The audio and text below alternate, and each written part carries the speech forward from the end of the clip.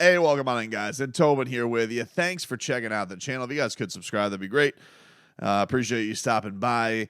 And more of the fallout today from the Tua Tagovailoa interview with Dan Le Batard, in which he referred to Brian Flores as a terrible person. Brian Flores would address the media today. We'll get to some of this coming here in a second because he, is a coordinator, so, you don't speak to the media as much. You do, but it did line up. I don't know if that was a nod to the boys over at the Le Batard show, if they knew Brian Flores was going to speak to the media today or what, but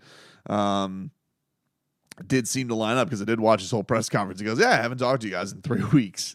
So, whatever the reasoning behind it, but he was there.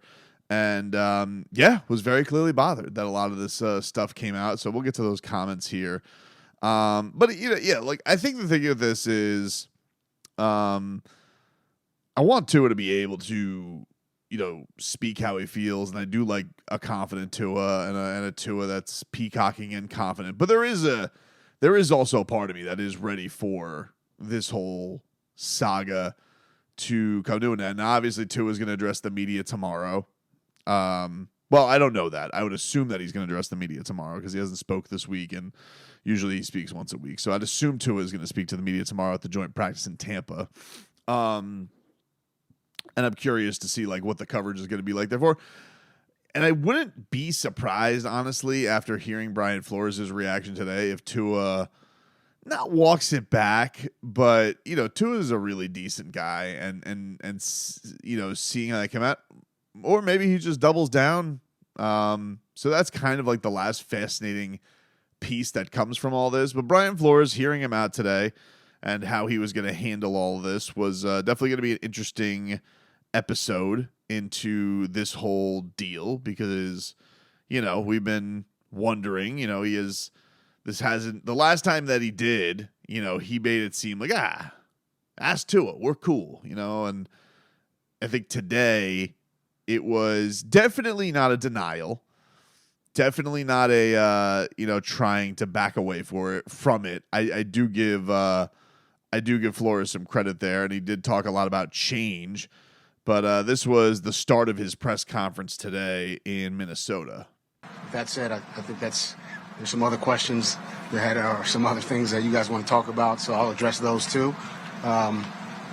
Specific to the comments that were made by Tua, I just want to say, look, I'm happy, genuinely happy for the success that Tua's had, and I really wish him nothing but the best. I think player relationships are very important to me. I think that's kind of the foundation of coaching.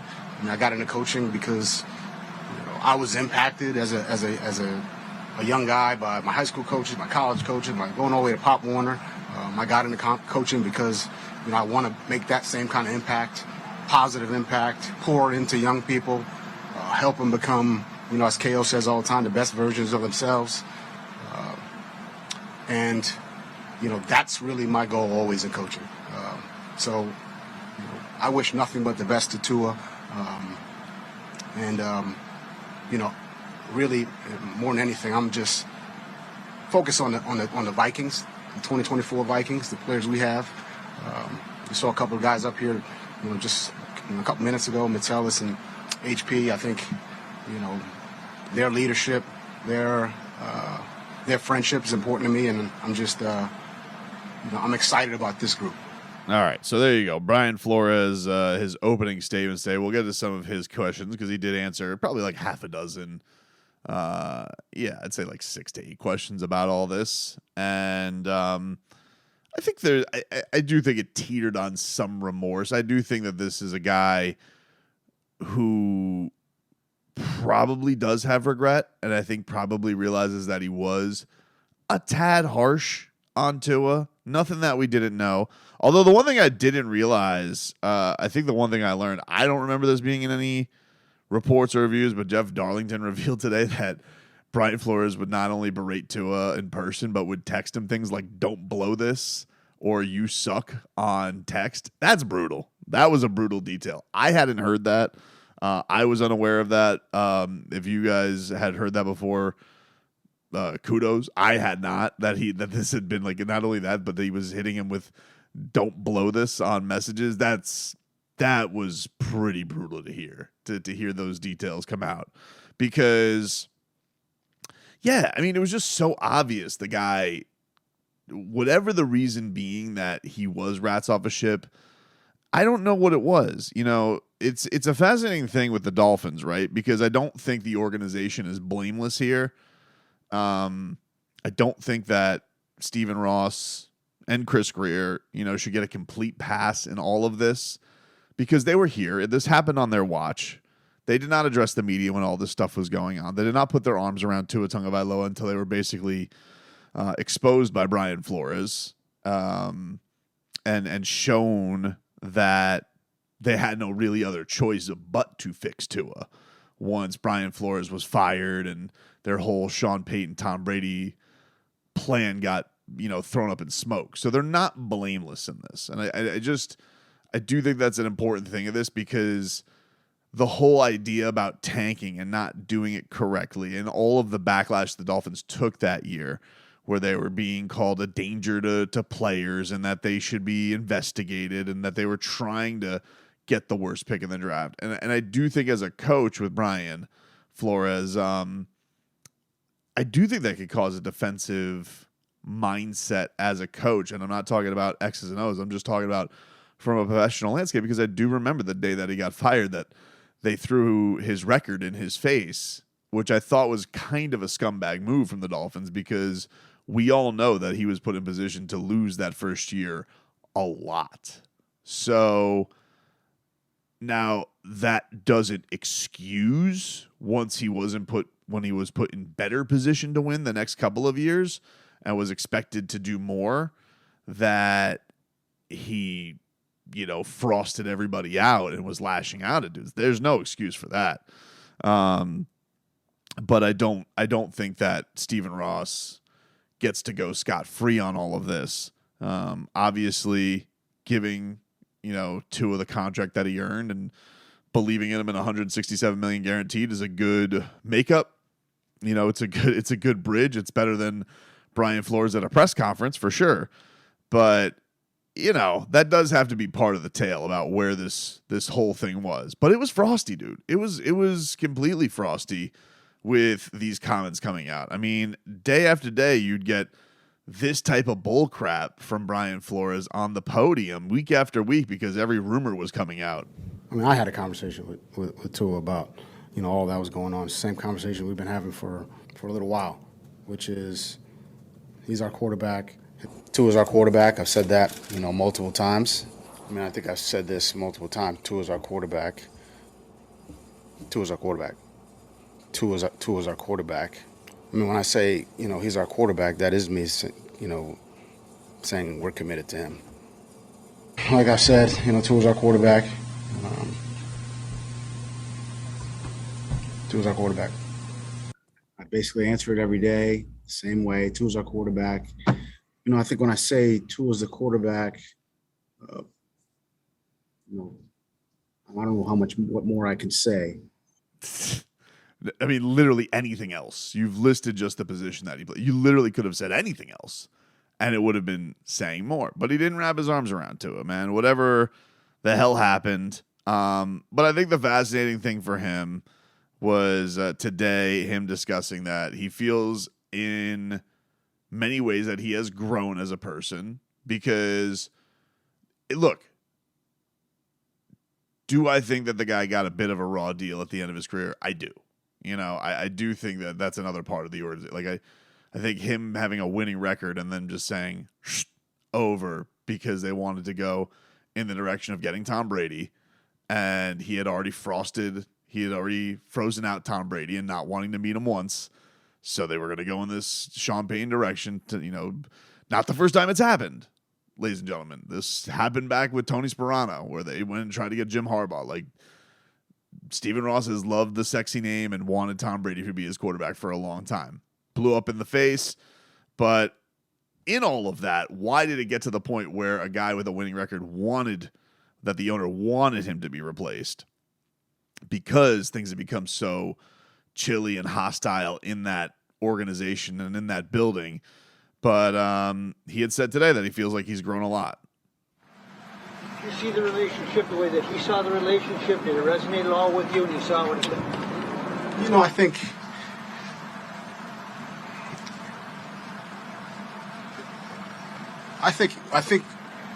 part of coaching is correcting. I'm always going to correct. I'm always going to have a high standard. And I think, look, I've done a lot of reflecting and, on this situation and, reflecting on the situation, communication. I think there's things that I could do better, for sure. And I've grown in that way. And I've tried to apply the things that I could do better and the things that I've learned, over the last, 2-3 years. But I would say over the long haul, I've had a lot of great relationships over my 21-year career here in the league. Players, coaches, personnel, equipment, people in the kitchen. I mean, really across the board, I've had a lot of great relationships. I'm going to continue to do that. But I'm also always looking to get better and involved. No different than as a coach, whether it's schematics or personnel or evaluations. I'm always looking to get better. I'm always looking for dialogue in meetings with coaches, with players. I don't care where a good idea comes from. You guys have heard me say that. And, I'm open to getting better. And that's always always my mindset. I definitely think, like, just based on, tone there and like I do think that that's some genuine reflection from him. I think that he knows he has to get better in some places, and especially if he ever does, want to be a head coach again. Now, mind you, like, his lawsuit with the league is probably, I would venture to guess that that's a bigger obstacle than his actual coaching ability, which, again, I think schematically, I think the guy is a good coach. But I think, as Mike McDaniel has revealed many a times, like, managing the people is, and he said this, is like the biggest part of the job. And you can't just mother bleep everybody and hunker in a bunker and think you're going to be okay. And you're just going to Ryan Fitzpatrick everybody to death. And you're going to get this thing 13-9. You're not. It's just, it's not the best way. And I think the thing that's interesting about this, it's interesting because it's such a platform of the player himself and where things have gone because Tua has gotten on the other side of this. Because, look, we didn't really, we got some of this last year with Austin Jackson, and Tua was kind of revelatory on that about all the things that Austin Jackson had gone through. But, who the hell's going to do a first take segment about the treatment of a right tackle? A little bit of this happened, I guess, with the Minkah Fitzpatrick thing. But, listen, I remember the way I talked about it on sports radio when the Dolphin tweeted about it is, yeah, we went against Minkah on that one. Called him Stinker Fitzpatrick. That he, his mom was crying about it on Twitter, all that type of stuff. That, oh, you can't stick out the tough seasons and all that. So, the signs were there that the guy was tough, but this is a high-profile player. This is your number 5 pick. This is a guy who did have a lot of backing from the fan base and a part of the fan base that wanted him for many years, even before Brian Flores was there. So, but it didn't line up for patience because, Tua didn't light the world on fire like Justin Herbert and Joe Burrow did. So it just, kind of ended up in this Molotov cocktail of awful. And Brian Flores was definitely, the lighter to that kerosene. So he was also asked about Tua's comments, and this is where Brian Flores said that he was kind of hurt that Tua referred to him as a terrible person. And this is his comments on that. The words you used were terrible person. I'm just curious how that hit you when you saw it. Look, I'm human, so that hit me in a way that wasn't. I wouldn't say it was positive for me, but at the same time, I've got to use that and say, hey, how can I grow from that? How can I be better? And that's really that's really where I'm at from that standpoint. Do I feel like, that's me? No. But, how can I grow from that situation and create a world where that's not, the case that anyone says that about Brian Flores? Well, yeah, I think that's probably going to be a big part. Whatever his next chapter is, if he does get a head coaching job again, yeah, it's definitely going to be the questions. I mean, it's definitely going to be the thing that this is all. I do think that is the terrible part, that one word in the answer to Dan is going to be the part where when Tua, whenever he does step to a podium and is asked about this, and this is going to be brought up again, that's going to be the part where I'm curious, because I'm going to bet you Tua kind of walks that back. Just the word. I think that he's just because feeling out how the guy is, really decent dude. It's a biting word, caught up in emotion. It's an emotional situation. I'm going to guess that he walks it back a little bit, and maybe he doesn't, but we've seen it, with Ryan Clark. He's told him, keep my name out your mouth. Maybe Tua is going to be unapologetically like, nope, the people who have wronged me. I don't have a problem either way. Like his opinion can be his opinion. I'm just curious to see when Tua does get a bevy of questions about this, if he does take any stock and wants to, throw a little bit of cold water on some of what he said. Now, to the point of Brian Flores, anything else I should kind of go with here? He revealed that he got supportive texts. I don't want to bevy you guys with a bunch of sound bites, the rest of the sound bites, but he was asked about the idea of talking to Tua. He said he'd be open to that one day, when they're both in a, different spot, not in the middle of the season. Then after that, he was ready to turn the page. The answers got a lot shorter. And then, he also did say that he got a lot of texts of support from buildings around the NFL. So then I feel kind of went into damage control in certain regards. He didn't want to completely, fall on the sword for this. But I think there was some definite, I definitely think there was some beneficial reflection there. And I think did it in a way that is probably going to, end this chapter. And honestly, when Tua does address this, whenever it is the next time when he's in front of the Dolphins reporters and the NFL reporters, I really do think it is time to turn the page on this, and it's always going to be in the back pocket. Tua is going to be always able to talk about the people who doubted him and buried him. That should always be his fuel and should always be his motivation. But there's two things that I am as a Dolphin fan and a person, who talks about the team for a living every single day, 4 hours at least a day, plus YouTube videos, plus pregame. I am a little ready. I don't want to say a little. I'm ready to move on from Tua's handling of adversity. And not only that, I'm ready to, and this isn't just a Brian Flores thing. I'm not just ready to move on from the Brian Flores thing. I'm also ready to move on from how great a player coach Mike McDaniel is and how great their relationship is, because it is great. But we have covered that story. It's been covered, guys. The story's been written. It is in there. It is going to be part of their storybook forever. The story of Tua Tagovailoa will not be told without what Mike McDaniel has done for him. However, he has gotten through all of that. He is on the other side. He has gotten his franchise generational wealth changing deal.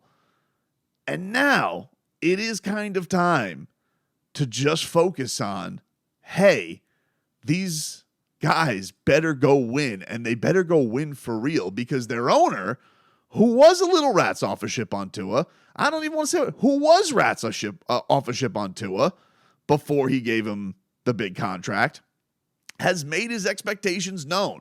Super Bowl if we're healthy.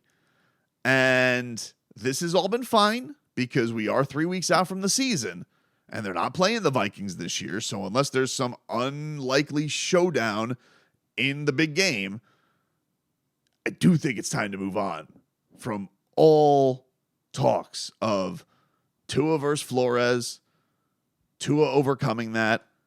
What an awesome relationship him and Mike McDaniel have. From the buildup of confidence, they've done that. I've even and this is no judgment on anybody who's covering the team. They got to ask the questions. They're there every day. But I've even thought, we're still asking Mike McDaniel about why he's a positive guy. And right, you got to write your stories. That's fine. But we're still talking about that? Why Mike McDaniel's such a positive guy? We know. We know that story. We've been there. It has been written. It has been part of the story. It's great. We have gotten I feel like we have turned over every pebble of the Mike McDaniel Tua relationship. It's time for these dudes, and I think they would probably agree with this, to stop talking about the kumbaya stuff and start talking about how they're going to start winning really big games. That's where it needs to be.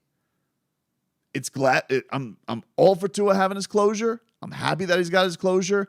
If he needed that just to say, hey, Flo, double birds your way. I got the money. You're a coordinator. Bleep you. If he would have said that and that would have put a bend to, all right, fine. He would have, fine. But that's not going to win the Dolphins any damn games. So, cool. I feel like this is, after he speaks on it, we'll react to what he said and then got to be put to bed unless there's something really, really more salacious that he says out of that press conference. But it is interesting, hearing Flores talk about it. Yeah, definitely a guy who knows. If there's text receipts out there, if that ever wanted to get dropped one day, he can't be out here calling Tua a liar. And he didn't. I think he knows. It's probably too harsh. He effed up. And now he's sitting there on a team that has to have Sam Darnold as their quarterback. Maybe he wants to ring up the phone and call Fitzpatrick again off Amazon.